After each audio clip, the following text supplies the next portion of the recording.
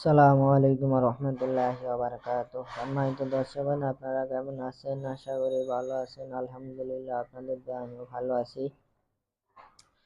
তো আজকে আপনাদের জন্য আরেকটি গুরুত্বপূর্ণ তদবির নিয়ে উপস্থিত হয়েছি।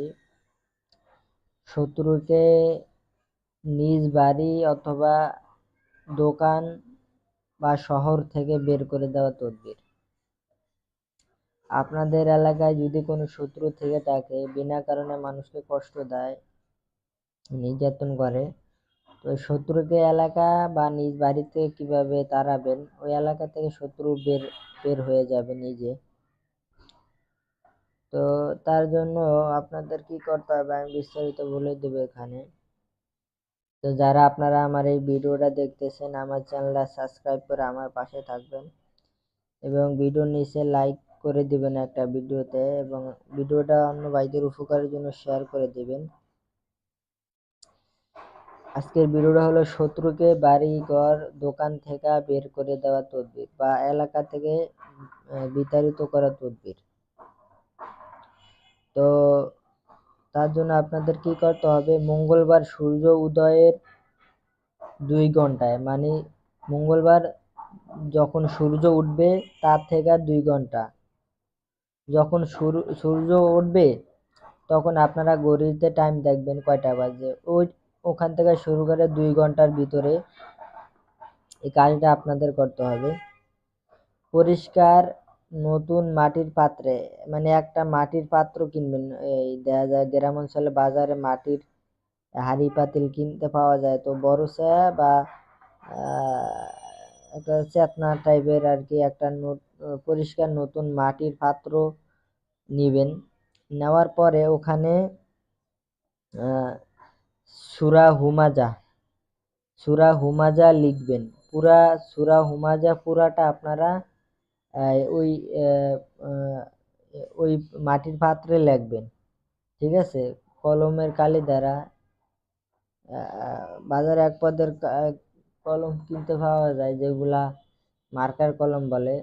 ছোট চিকনটাও আছে, মোটাটাও আছে। চিকনটা কিনবেন, কিনে ওই মাটির পাত্রে যেভাবেই হোক আপনারা খোদাই করে লিখতে পারেন।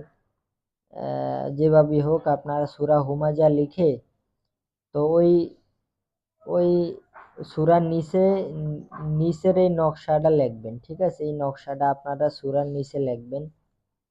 লেখার পরে ওই নকশার নিচে উভয়ের নাম, মানে যেই শত্রুকে এলাকা থেকে বিতাড়িত করবেন, ওই শত্রুর নাম এবং শত্রুর মাতা পিতার নাম, দুজনের নাম লিখবেন ওই নকশার নিচে।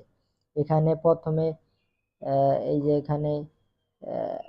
প্রথমে মাতা পিতার নাম লিখবেন, তারপরে শত্রুর নাম লিখবেন, ঠিক আছে?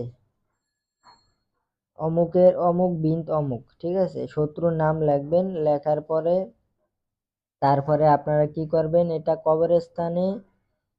কবরস্থানে বা শত্রুর ঘরে দাফন করে রাখবেন, ঠিক আছে?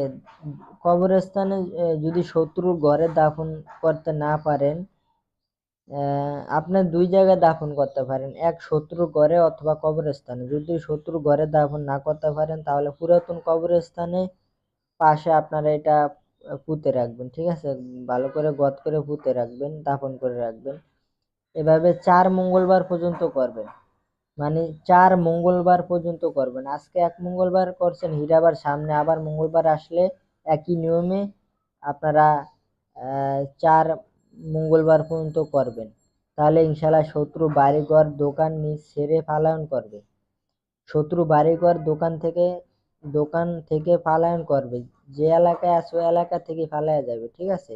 ওই এলাকায় থাকবে না। তো এই তদবিরটা আপনারা করবেন। আশা করি এটা নাজায়েজ কাজে ব্যবহার করবেন না।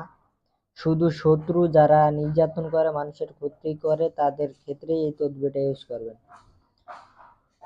তো অন্য ভাইদের উপকারের জন্য ভিডিওটা শেয়ার করে দিবেন, আর ভিডিওটা পুরোপুরি দেখবেন, টেনে টেনে দেখবেন না, তাহলে বুঝতে পারবেন না।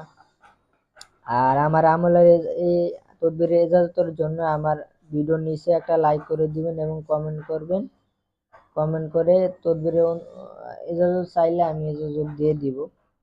তো ইজাজত চাওয়ার আগে আপনার মা বাবার নাম আপনি উল্লেখ করে দিবেন কমেন্টের নিচে, বা পার্সোনাল হোয়াটসঅ্যাপে নক দিবেন, তাহলেই হবে। তো এতটুকুই। আসসালামু আলাইকুম ওয়া রাহমাতুল্লাহি ওয়া বারাকাতুহু।